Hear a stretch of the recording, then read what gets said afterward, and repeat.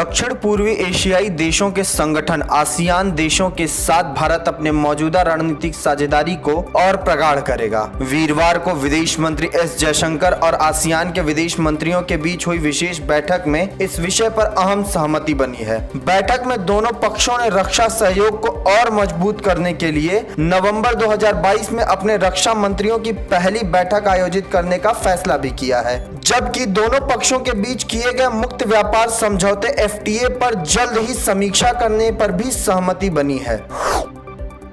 वीरवार को रक्षा मंत्री राजनाथ सिंह 2 दिवसीय दौरे पर जम्मू कश्मीर पहुंचे, जहां अपने आगमन के तुरंत बाद उन्होंने जम्मू कश्मीर के अग्रिम इलाकों का दौरा किया और सीमा पर सुरक्षा स्थिति का जायजा लिया। इस अवसर पर उन्होंने जवानों को संबोधित करते हुए कहा कि हमारे पड़ोसी ने हमेशा भारत विरोधी गतिविधियों का सहारा लिया है। राज्य में अतीत में भी आतंकी गतिविधियां देखी गई हैं, लेकिन सशस्त्र बलों BSF, CRPF और जम्मू कश्मीर पुलिस के कर्मियों के अथक प्रयासों के कारण हाल ही में राज्य में आतंकवादी गतिविधियों की संख्या में उल्लेखनीय गिरावट आई है।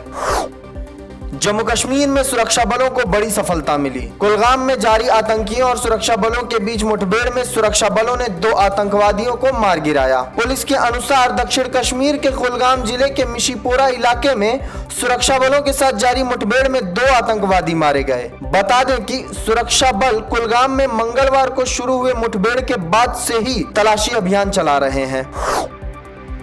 महाराष्ट्र में 92 अल्पसंख्यक प्रवासियों को भारतीय नागरिकता दी गई। आधिकारिक बयानों के अनुसार एक कार्यक्रम के दौरान ठाणे के कलेक्टर राजेश नार्वेकर ने पाकिस्तान और बलूचिस्तान से आए प्रवासियों को नागरिकता प्रमाण पत्र सौंपे हैं। ठाणे में प्रवासियों को नागरिकता प्रमाण पत्र वितरित करने के लिए 4 शिविरों का आयोजन किया गया था। बता दें कि गृह मंत्रालय की अधिसूचना के अनुसार अफगानिस्तान, बांग्लादेश और पाकिस्तान के हिंदू, सिख, बौद्ध, जैन, पारसी और ईसाई जो भारत के निवासी हैं, उन्हें देश की नागरिकता दी जाती है।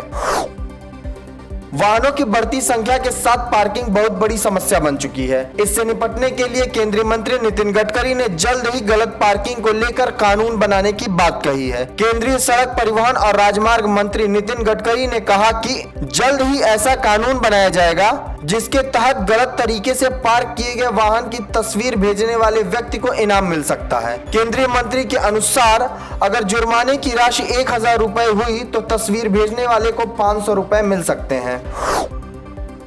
देश में कोरोना के मामले लगातार बढ़ते जा रहे हैं। वहीं केंद्रीय स्वास्थ्य मंत्री मनसुख मंडाविया ने राहत की खबर देते हुए बताया कि देश की 89% वयस्क आबादी को कोरोना वैक्सीन की दोनों डोज लगाई जा चुकी है, जबकि 12 से 14 आयु वर्ग के 75% से अधिक बच्चों को पहली खुराक दी जा चुकी है। उधर देश में एक बार फिर से कोरोना के मामलों में उछाल आ रहा है। इसमें महाराष्ट्र, केरल और दिल्ली में संक्रमण तेजी से बढ़ रहा है। पिछले 24 घंटे में महाराष्ट्र में 4255, केरल में 4319 और दिल्ली में 1300 से अधिक मामले दर्ज किए गए हैं। राष्ट्रीय राजधानी क्षेत्र परिवहन निगम NCRTC ने गाजियाबाद स्टेशन के पास मेट्रो लाइन और सड़क मार्ग पुल को पार करने के लिए दिल्ली गाजियाबाद मेरठ RRTS कॉरिडोर के सबसे लंबे स्टील स्पैन को सफलतापूर्वक स्थापित कर लिया है। यह स्टील का पुल 150 मीटर लंबा है और इसका वजन करीब 3200 टन है। इस स्पैन को 25 मीटर ऊंचाई के 3 पिलर्स पर स्थापित किया गया है। स्पैन को सफलतापूर्वक स्थापित करने के बाद अब जल्द ही इस पर ट्रैक बिछाने का कार्य शुरू हो जाएगा। कोरोना महामारी की रोकथाम में भारतीय संस्थानों के बेहतरीन प्रदर्शन से प्रभावित होकर अमेरिका ने $12.2 करोड़ की आर्थिक सहायता देने की घोषणा की है। अमेरिका ने आगामी महामारियों को रोकने, बीमारी के खतरों का जल्द पता लगाने और त्वरित एवं प्रभावी प्रतिक्रिया के लिए शीर्ष भारत के 3 चिकित्सा अनुसंधान संस्थानों को वित्तीय सहायता देने की घोषणा की है। इन संस्थानों में Indian council of medical research ICMR, national institute of virology NIV और national institute of epidemiology NIE शामिल हैं।